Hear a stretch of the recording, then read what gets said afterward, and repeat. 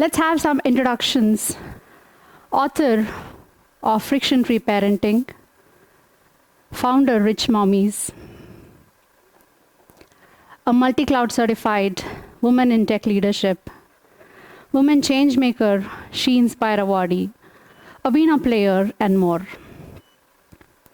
We are beyond our designations and titles, aren't we? Do you all agree? Is it just a birth certificate?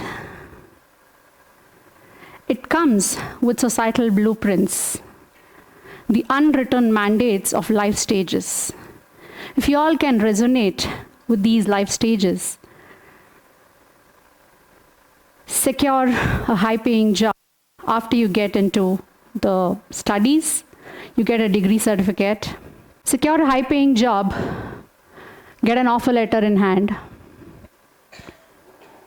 build home, get a property registration certificate, get married, get a marriage registration certificate, become parents, raise kids, and then they in turn will be raised to get certificates.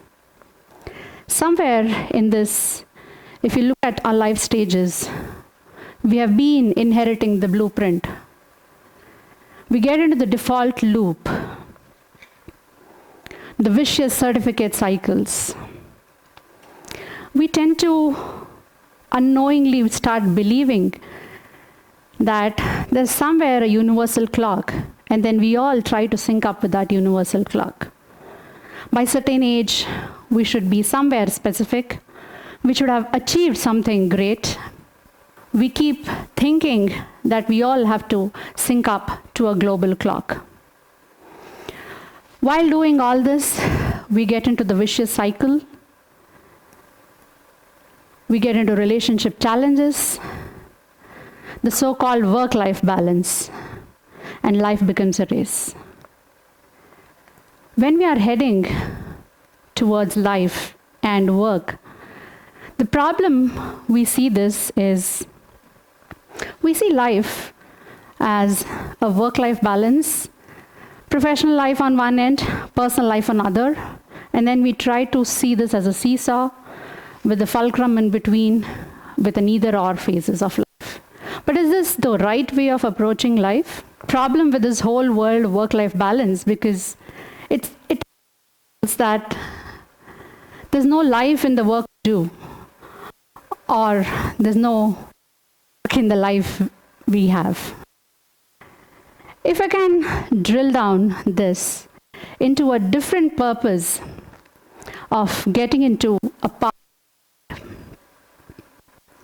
instead of tyranny of or, how about looking life different ways? The personal life, which talks about the foundation, the solid foundation that we build, nurturing our loved ones and us. The third P is the passion or the energy we drive every day, every single morning that we want to get out of the bed. This is the guiding force within, the third P.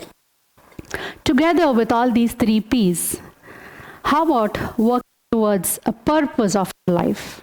Why are we here? What is our purpose of life?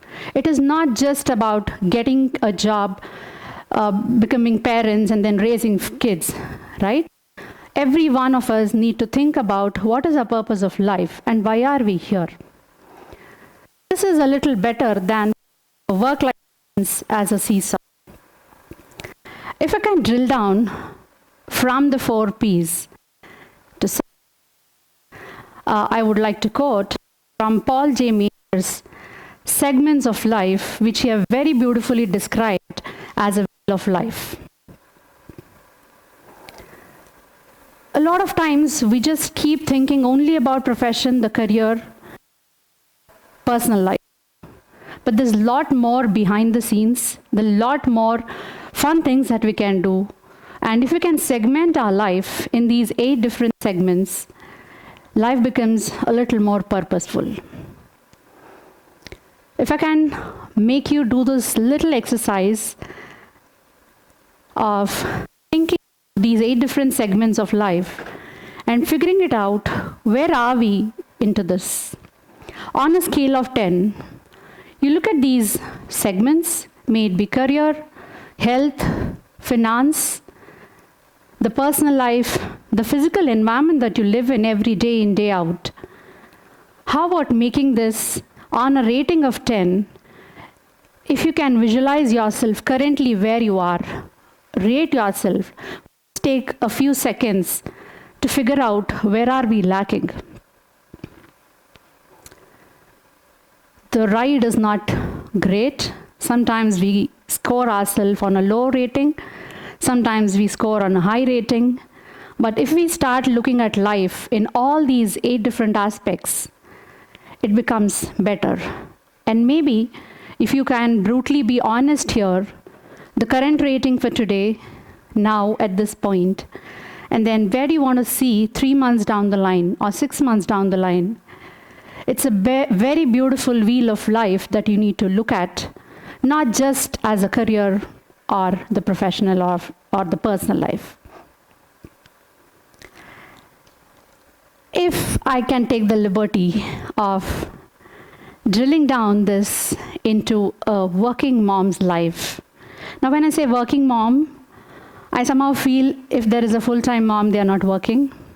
Ideally, I don't know if we would want to call it as a moonlighting mom, because ethically, morally, legally, we are moonlighting. We go back home after a full-time job at office to do the moonlighting, but just that we're not paid for that unpaid labor.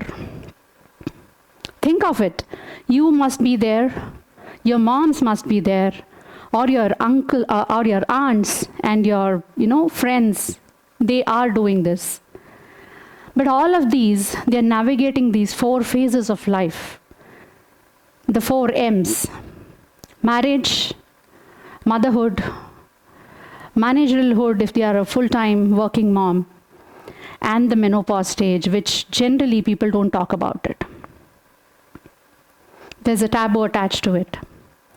We do all these phases thinking that we need to be termed as a superwoman. There is no one who labels this as a superwoman, but we get into that superwoman syndrome, thinking we should do it all. I'm not enough. Probably motherhood is the only job where we go to bed every day thinking we have not done enough, even though we give everything, every time, every day. This is the only job where we go to bed, we're not enough. The FOMO ticks in, thinking the grass is always greener on the other side.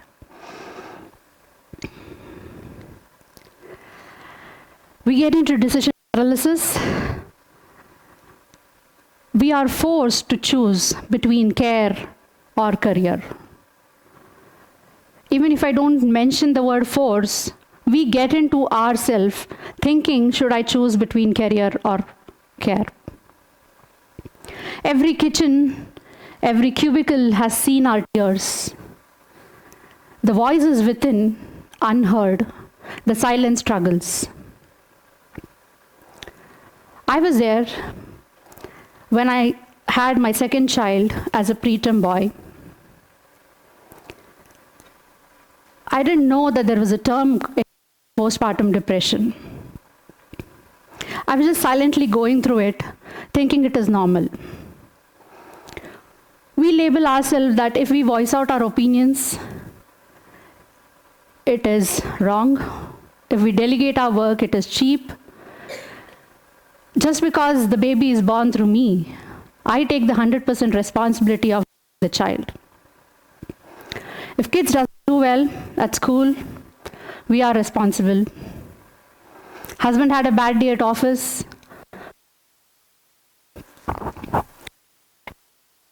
Health properly, we take everything. The office deal did not get signed, we take the. I think somewhere we have learned or inherited that quality of taking the blame on us. We are extremely good at taking the blame on us. But is this the right way of thinking? During COVID, I started jotting down my motherhood stories, sharing it online. It was not out of any intention that I need to get likes and comments. But then one day, to my surprise, there was an unknown person commented saying, Rajini, this is exactly what I'm going through. You don't know what your made me. You just saved me from a suicide. That mother was silently going through that struggle of postpartum depression. She didn't even know that there was a term like me called postpartum depression. That triggered me to compile all my stories, the motherhood journey, the fatherhood journey, and bring this book to life called Friction-Free Parenting. Preserving peace, preventing burnouts through the practical parenting categories. Probably that was the reason why it won a Golden Book Award in the practical parenting category, because it was not centered around child, but how do we become a better parent? So from then, the journey began. I was unstoppable. We all go through these crucibles of relationship, whether it is women or men. We get into high heat conflicts. The burnouts are real. Every time we get into a decision paralysis. Should we be here? Should we be there? Because the grass looks always greener on the other side. But when you're emerging out of heat like a gold, which I try to describe that using that image, gold definitely comes out of the heat, barring off all the impurities. It becomes a refined self. And if we try comparing it with gold, we become a resilient soul. But during this process, we are unnecessarily romanticizing this burnout as normal. We are not allowed to speak, or we don't get to speak out for ourselves. Even gold, if you can think of, it doesn't become wearable if it is 4 carat and it's very, very pure. It has to be mixed with a certain amount of metals to become a wearable gold, an ornament. And similarly, let's break away from the superwoman or superman syndrome, thinking that we should do it all by ourselves. The grass will always look greener on the side that you are the nurturer, you are the gardener there. Stop making this burnout as real. I was just deriving this 5S framework, just to summarize this for a TED Talk, from Rajmata Jijabai's life lessons. She is Chhatrapati Shivaji Maharaj's mother. And I would like to bring this first S, seek intentional support. Whether it is man or woman, we undergo a lot of things, but then we think seeking support is making us feel cheap. Jijabai did not have his husband all the time with her to raise the Shivaji Maharaj. He was always with sultans, but then she curated her internal board of directors, internal mentors, the personal mentors to raise him as a resilient soul to look at Swarajya. How can we seek intentional support? Whatever way, it need not be blood relations. How can we go beyond these and then seek intentional support? Second is about stirring the coffee or tea or drink, whatever you would want to replace it. A lot of times, the sweetness in our life is there somewhere around us. Get to stir. Support system is there, but we will have that ego, swabhiman, thinking, we shouldn't look for that support. Somewhere it is there lying at the bottom, somewhere it is there around us. But we tend to forget coffee or stir the drink, asking for help, and when the help is needed, you are looking for someone who can support you and then raise together as a normal ecosystem together. The third S is shielding the schedule. Your time is your fort. If any fort is unguarded, you can be easily taken back. If you don't want to get into the noise, you have to avoid the poise. So shielding the schedule, guarding what is your time, where you want to get your time invested, that's the third S. The fourth S is all about staying away from drama. A lot of time we get into people who keep giving advices. Execution is the key. To get the execution done, we always have to stay away from drama. Because a lot of energy leakers, time seekers, energy drainers around us, we shouldn't be giving importance to those. They are not worth our time. The fifth S is all about self-care isn't selfish. Now we can define our own way of self-care. May it be, something which you like to do, whether it's spiritual rituals, whether it's sportsmanship, or something that you want to do it for your fitness, for your emotional fitness, for your physical fitness. Self-care isn't selfish. Now all these 5 S that was handwritten from my daughter, I seek the intentional support saying, Purvi, I have everything that I have taken AI's help to exactly depict what's there in my mind, because picture speaks more than 1,000 words. I seeked her support, though it was not perfectly written. I wanted to include her in this talk because unknowingly, she's also getting a message of all these 5 S. So this is a quick summary of the 5 S's for you. And then I would like to end this talk with a phrase coined by Jnanapith awardee, Padma Bhushan, Padma Vibhushan awardee, Kuvempu. He calls it Vishwamanava. And then he also terms another term called Sarvodayavagali Sarvarali. A child is born